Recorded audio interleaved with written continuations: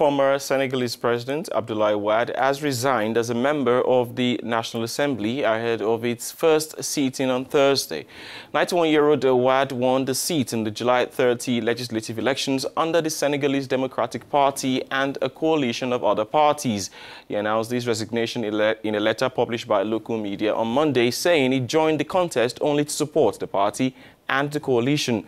Wade's party won only 19 seats against 119 seats against the ruling party's 125 seats in the 195 seats legislature. He returned to the country from his base in France 3 weeks before the polls in July for the campaign. He was expected to chair the inauguration of the legislature on Thursday as the Dean of the Assembly. Abdoulaye Wade was president of Senegal from 2000 to 2012. In a letter addressed to the Secretary General, the former president indicated having taken part in the legislative elections with the sole purpose to support his party, the Democratic Party, and its coalition, which he was the head during the elections. Believing he had accomplished his mission by enabling the PDS to clinch 19 seats in Parliament, the former head of state has asked the Secretary General to take into account his resignation and bring it to the attention of other members that he will not be present during the first session of Parliament on Thursday. Pending the election of the President of the National Assembly, Abdoulaye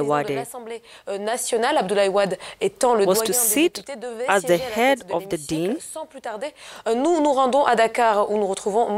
when the Parliament convenes on Thursday.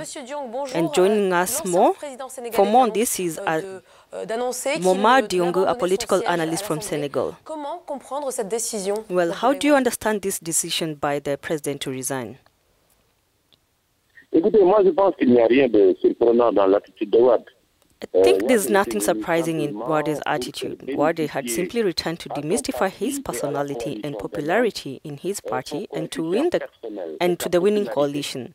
The election was particularly tough because since Wade's departure, there hadn't been a strong personality who had been able to galvanize the Senegal Democratic Party and lead it to victory. So he had come solely to do that, to regain his coalition's popularity and to enable the party clinch a number of seats in the National Assembly.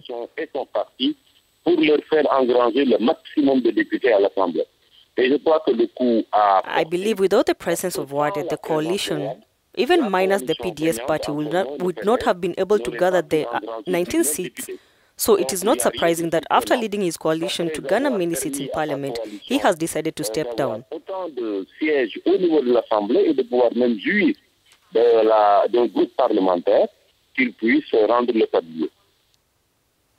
Well, some of his critics say that he had come to pave way for the return of his son Karim Wade, and he failed since he wasn't able to mobilize his coalition to clinch a parliamentary majority.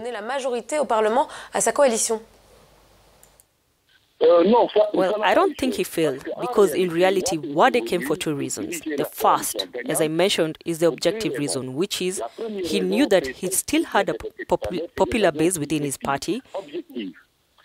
Thus, it would have benefited his coalition. Now, that is the main objective reason. Now, the second reason is more subjective. Wade did not want any other person other than his son, Karim Wade, to lead the PDS coalition.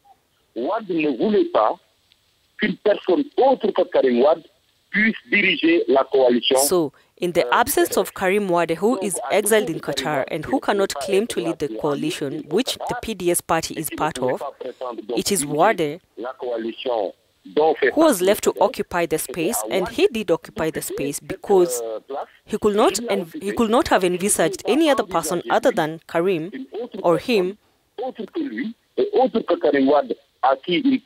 to lead the coalition. So he succeeded in the two fronts.